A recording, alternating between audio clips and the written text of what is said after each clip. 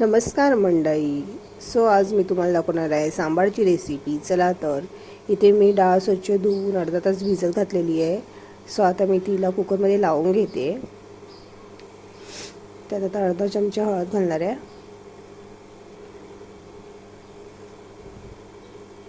थोडंसं हिंग टाकून घ्यायचं आहे. इथे हिंग टाकते.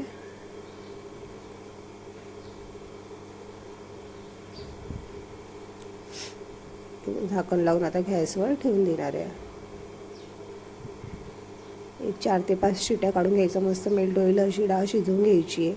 इथे मी भाज्या कापून घेतलेल्या आहेत. वांगी, शेंगा, टोमॅटो, कांदा, पडवळ आणि भोपळा.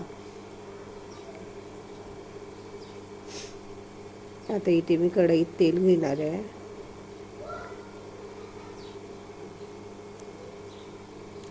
तेल तापलं की मोहरी टाकायची. मोहरी तडतडली की जिरं,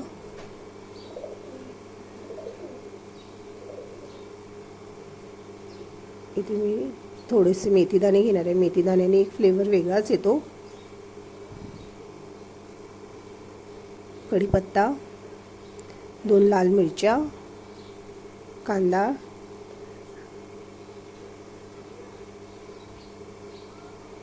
टोमॅटो,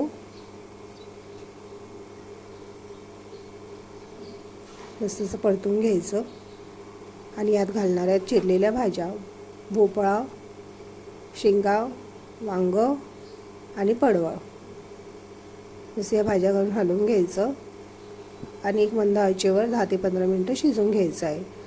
तुम्हाला माझं चॅनल आवडत असेल लाईक करा, सबस्क्राईब करा, बेल आयकॉनवर क्लिक करा आणि शेअर करायला विसरू नका. इथे मी चिंच घातली आहे भिजत. 10 ते 15 मिनटं भिजवून घ्यायचं. आणि इथे शिजवलेली डाळ थोडं मॅशरने मॅश करून घ्यायची आहे. इथे आपल्या भाज्या शिजलेल्या आहेत. यात आता मी डाळ घालते. थोडंसं पाणी घालायचं आहे. चवीनुसार मीठ, हळद, 1 ते 1.5 चमचा लाल तिखट, सुहानाचा इथे मी सांबार मसाला घेतला आहे. आपल्याला हवा असेल तेवढं टाकून घ्यायचं आहे. इथे 1 ते 2 चमचे टाकलेले आहेत. तुम्हाला लागेल तेवढं तुम्ही टाकू शकता. आणि मस्त असं हलवून घ्यायचं आहे. आणि आता यात चिंचेचं पाणी टाकून घेते आणि गूळ टाकायचा आहे. आपल्याला हवं असेल तेवढं गूळ टाकायचं. इथे आपला सांबार रेडी आहे.